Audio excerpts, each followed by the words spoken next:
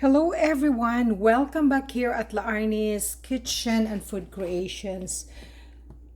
Simply love to share what's going on from day to day experience here sa ating munting kusina. So I'm going to cook lunch today, and so what shall we make? We are going to cook Arrozcaldo.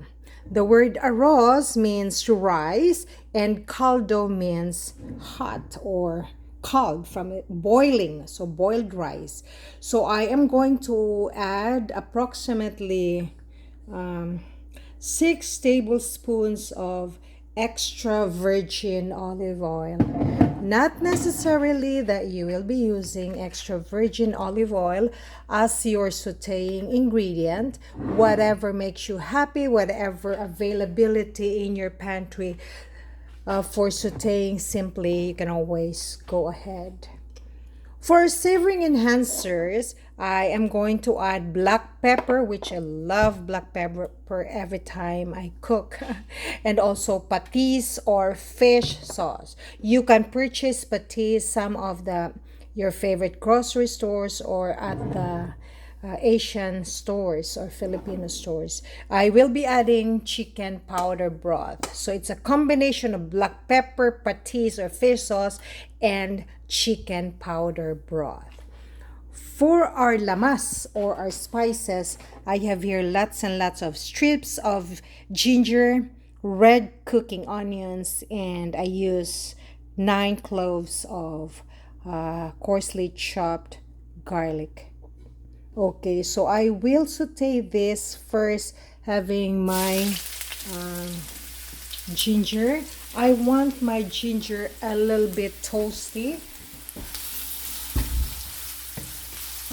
So we're going to saute that maybe for 30 seconds before we're going to add the rest of our lamas or spices, which is the red onions and the garlic. Sauteing doesn't really take that long, friends. And remember, cooking and baking, they always make fun and easy here sa ating munting kusina. It also gives you the ideas on what to prepare for your family's next meal. After which, we're going to add our garlic and red onions. Okay, there you go. So we will saute this until this will become slightly golden brown or translucent, until this will become fragrant. After which I have to add my chicken. So the meat part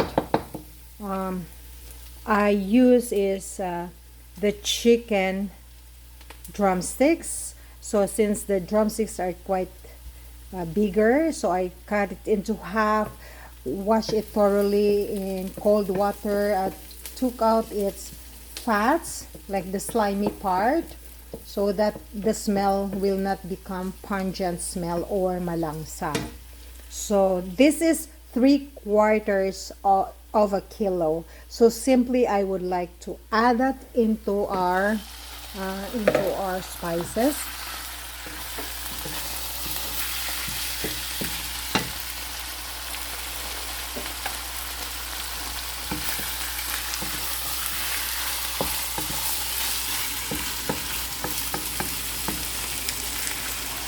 I'm going to add black pepper.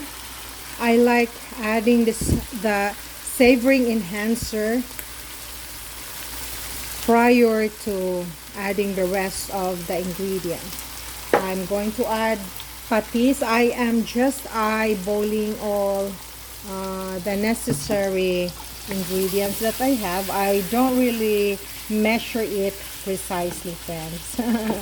Okay, and after which I'm going to add this chicken powder broth.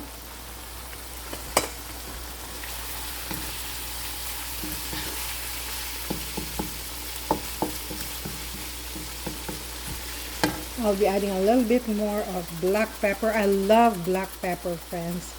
So adding salt and black pepper or any savory enhancer, it depends upon your taste buds. Friends, I prepare here 2 cups of glutinous rice. So these are the rice, glutinous rice or malagkit rice, and this is the brand I use, Thai sweet rice, malagkit na bigas ng Thai. So it comes from Thailand. So I like using malagkit na bigas or glutinous rice whenever I cook arrozcaldo, and also whenever I cook champorado. So I am going to using my strainer.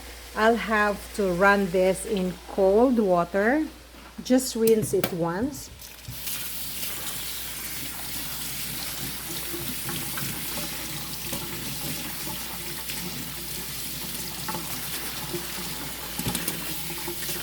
And then add this into our chicken. Okay, there you go. And make sure the chicken is properly cooked. We don't want some blood inside the part of the chicken, like the chicken bones.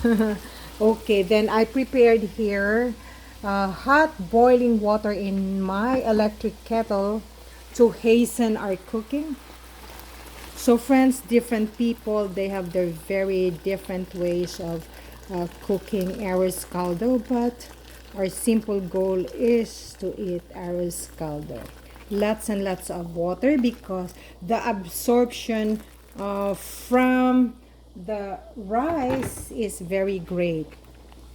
So we will cook this, bring it to a boil until such time the chicken and the rice comes together or cooked together. So they will be cooked at the same time. So I'll have to cover this, friends, and set this aside until such time this will be done accordingly. I prepared 4 hard-boiled eggs, and so this will be added towards the end once our arrozcaldo is done, and this will be garnished with finely chopped sibuyas na dahon or scallions or green onions or spring onions. There's a lot of names for this little guy. Friends, after 2 minutes, let's say, in the process of boiling, or bring it to a boil, so let's try to mix it well, because sometimes the rice will stick at the bottom part of your cooking pot or your caldero or your kawali.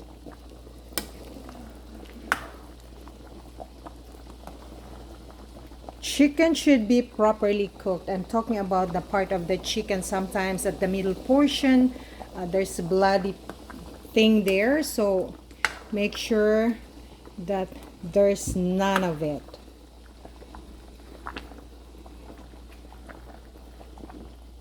Okay, so set this aside. We are going to cover it back with our lid.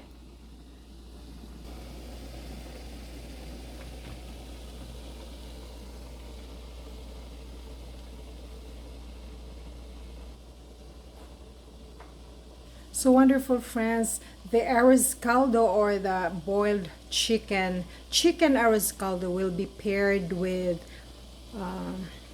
my sweet organic blueberries. I love these blueberries. I got this from Superstore Albert Street. So make sure fruits, veggies, we have to wash it thoroughly, friends. And so I have to put this into my serving bowl. There you go. Beautiful. So wonderful, friends, for our finishing touches. Come, let's check. So the chicken is perfectly cooked and the rice. And so there you go. Mix it, mix it. If you want to add more seasoning or savory enhancer like salt or pepper, or if you think it needs more salt or patis, you can always try to add that one. So our chicken is done, our rice is done, perfecto. It's now time that we're going to add our boiled eggs. You can actually slice the eggs into halves and also garnish it with green onions. Normally I like to add some saffron but I ran out of saffron. Wonderful friends, thank you very much for watching La Arnie's Kitchen and Food Creations. Till the next time, so I'm going to dish this out.